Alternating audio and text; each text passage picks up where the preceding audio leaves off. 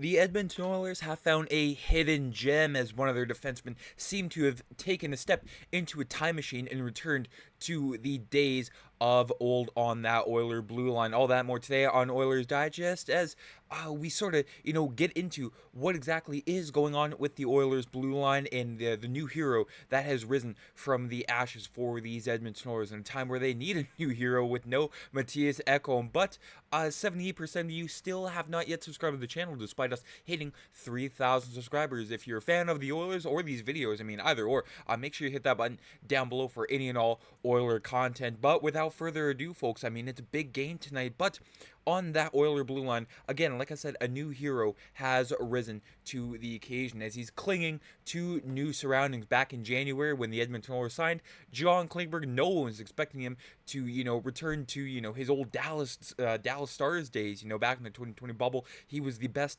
Dallas Star on the ice there. He's sort of been floundering, had hip issues, had hip surgery, was sort of looking for a new NHL team. A lot of teams in the John Klingberg sweepstakes, the Toronto Maple Leafs were in there, the Colorado Avalanche, pretty much all the big name NHL teams were in the running for the John Klingberg sweepstakes, and the Oilers won those. We were expecting him to be a depth option on that Oiler blue line. Wasn't expecting him to put up these big minutes like he has been in the past couple of games there, but you can see the regular season there, 11 games played for the Oilers there, and it sort of looked like he was, given a lot more than he was creating, and he was injured for a while there. He's put on LTIR, and with no Mattias Ekholm, John Klingberg slid into that second pair with Jake Walman, and just has been phenomenal since then. You can see their natural stat trick actually has him Corsi 4% is the 9th best defenseman in these playoffs there. It's certainly a far cry from his regular season numbers there. He's been on the ice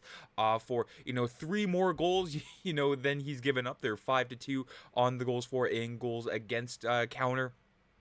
But still, he's just creating a lot more than he's giving up. The complete opposite of the regular season there.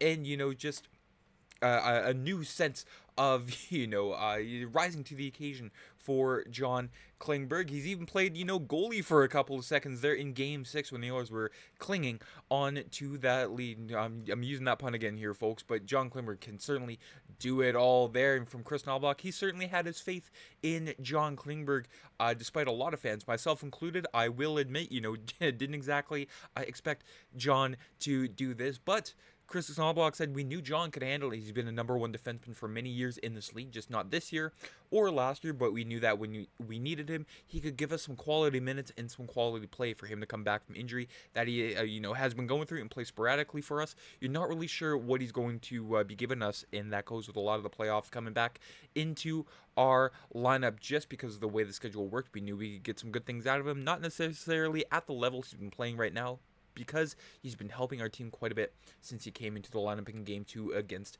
Los Angeles. And again, like I said, he's been phenomenal since then there. And Zach Hyman, again, a lot of us wrote off John Klingberg, but Zach Hyman just said, trust the process, be patient with this player, and it will pay off. I think when Klingberg's at his best playing against him, he was always hard to read as a winger because his hips were going millions of different directions. You don't know which direction his feet are going because his hips are opening and turning. For a guy who uses his hips a lot, having that kind of surgery, hip resurfacing, we'll sort of get into that in a bit there. It takes time. You saw with Browning with the ACL surgery. I had my ACL surgery. When you have a big surgery, you don't just flip the switch right away for him to step up the way he has in the LA series. This series, I think a lot of people kind of wrote him off, wrote his career off, and he's a heck of a player. Now, when it comes to hip resurfacing surgery, for the way Klingberg has, been bouncing back from this, it takes some time. As you can see there, the hip is no joke, and especially when both hips were resurfaced there. You can see when the entire femoral head is removed and the stem is placed inside the bone marrow and hip replacement surgery, hip resurfacing preserves the femur and is comparatively a better way to give a new joint there. That's a surgery that not a whole lot of NHL players have bounced back successfully. I know, a guy like Patrick Kane went through that. Ed Jovanovski, two big time players. To sort of give an example there, so for John Klingberg to go through that and bounce back the way he has, just absolutely phenomenal. He's been impressing me every single game. The game 1 against Vegas was his best game in an Oiler uniform there. Lots of crisp breakout passes, smart in his own zone, and just more confident and just a complete player for Edmonton with no Ekholm, and just the whole question mark surrounding the Edmonton defense from, the outsiders and the national media saying, well, does Edmonton, have the defensive depth to beat Vegas? A healthy John Klingberg, sure, no Mattias Ekholm, but, another Swede will fill that void just as good there. You can see not just, Klingberg, but, him and the Jake Wallman pairing. Again, I'm throwing this word around here, folks, but it's necessary. Phenomenal there, 58% Corsi for percentage, outscoring the opposition 3-1 when they are on the ice there, and just, being two dynamic defensemen. That is exactly what the Oilers need in that second pairing there. And when you put Klingberg with the big boys there, you can see great numbers as well there. McDavid and Klingberg.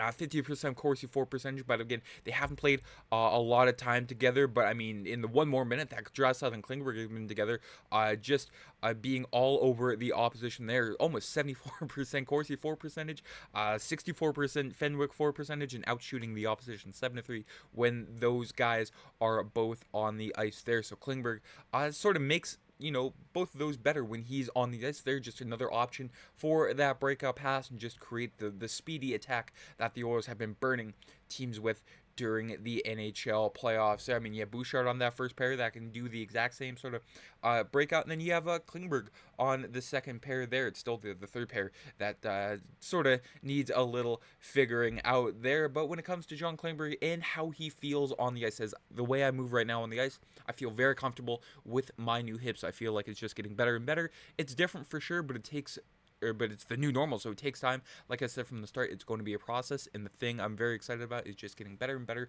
by every week. So it's not just Shakira that's saying these hips don't lie. It is also John Klingberg, and he will be a big part in the lineup tonight, as it is Game 2, folks. The Fortress awaits Edmonton, Las Vegas in Game 2 of the second round of the Stanley Cup playoffs. The Edmonton Oilers have a rare opportunity to go back home up 2-0. Couldn't get it done against, Dallas last year in the conference finals. Those two teams splitting a game each in Dallas before heading back to Edmonton for Game 3. Matter of fact, the last time the Oilers did go up 2-0, before going back home was Anaheim in 2017. The good news is, the Oilers, have a chance to get up 2-0. The bad news is the last time they did go up 2-0, they eventually lost the series there, as Anaheim took both games in Edmonton, and eventually the Oilers did lose in 7 there. But Oilers, Golden Knights, 8:30 Central, 7:30 Mountain on Hockey Night in Canada. It's always a fantastic game between these two, and Game 1 was no different there. No changes for the Edmonton Oilers at the morning skate coming from Bob Stauffer this morning with Draisaitl, McDavid, and Corey Perry, Evander Kane, Ryan Nugent-Hopkins, and Zach Hyman. That line will have to be very important again tonight. Not just that line, but all four lines. They were rolling against the Vegas Golden Knights, and they will need that yet again.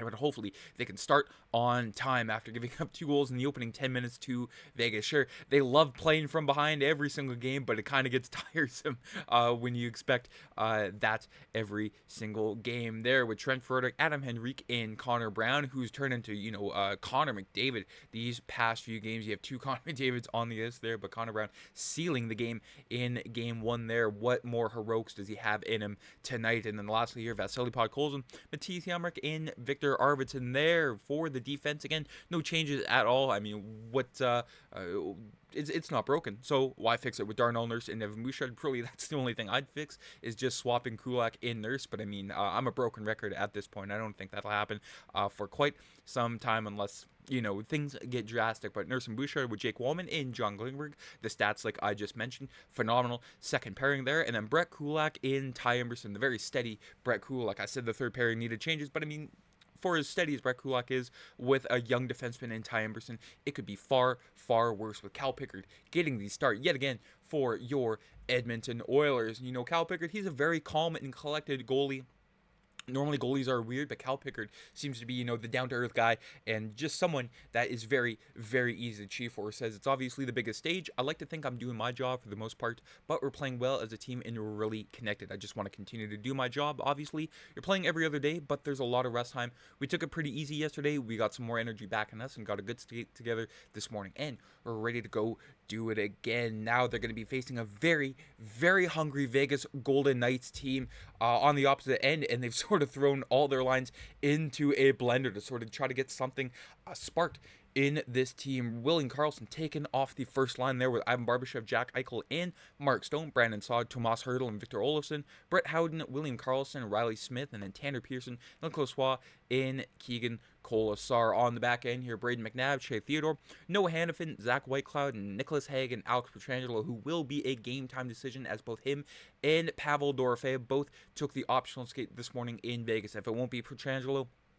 it'll most likely be Caden Korzak yet again on the back end for the Vegas Golden Knights. But with the way Alex Pietrangelo's, his advanced analytics have been looking, that's more so a positive if he's on the ice against the Edmonton Oilers. As he's been a black hole. He's been the Darnell Nurse of the Vegas Golden Knights, and that's saying quite a lot there. But the biggest battle for the Oilers, not their biggest obstacle in their way, is Adin Hill, but they made him look very pedestrian the other night there, putting up an 8.57 against the Edmonton Oilers. So the Oilers will have to attack him yet again.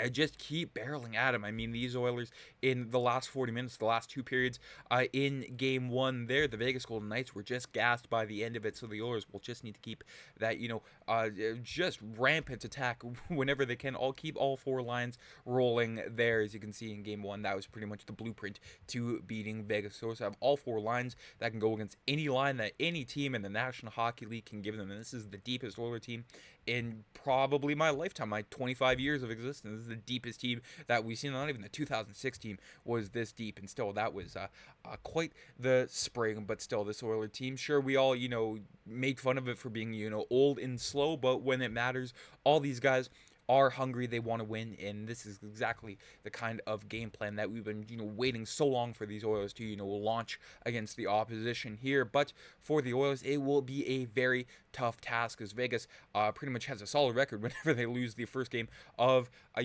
playoff series. You can see that the conference finals back in their inaugural season in 2018, losing against the Winnipeg Jets, but rifling off 4 in a row in 2021, losing 7-1 to the Colorado Avalanche, who were the favorites that spring. But the Vegas Golden Knights still winning in 6 there, and most recently, unfortunately, during their cup winning season, losing 5-1 to the Winnipeg Jets at home, but rattling off 4 straight there. Tough to be a Winnipeg Jets fan against the Vegas Golden Knights, because you kind of expect that to happen. But these Oilers are a different breed. They are hungry. They knew the pain from last spring, and that carried into these playoffs here. Cal Pickard got all the confidence in the world for him. I mean, first goalie to start 5-0 for the Edmonton Oilers in the Stanley Cup playoffs since Grant Fuhr in 1985. If that's not a confidence stat, I don't know what is. But that is it for today's video. Let me know down in the comments what you think about John Klingberg's play. Has it impressed you as much as it has me? I mean, it's pretty hard not to say no. He's been a phenomenal defenseman for the Oilers in the Stanley Cup playoffs, despite everyone writing him off after his last injury when he was with the Toronto Maple Leafs and he had the hip resurfacing surgery. And who knew what his future was at that point? But he's still got quite a bit left in the tank there. So I'm very curious to see what your thoughts on John Klingberg are, and your thoughts towards the game tonight. Any lineup changes you'd make, let me know down, because again, very curious. I love interacting in seeing what everybody has to say regarding the Edmonton Oilers. Lots of differing opinions, and that's what we love. That's what hockey's all about. I mean, nobody sees the game the same way as somebody else. It's always different. But if you haven't already, folks, also make sure you subscribe. Take care. Enjoy the game tonight. Let's go Oilers. Let's go back to Edmonton up 2-0. What would be better than that? Have a good day. I'm Matt.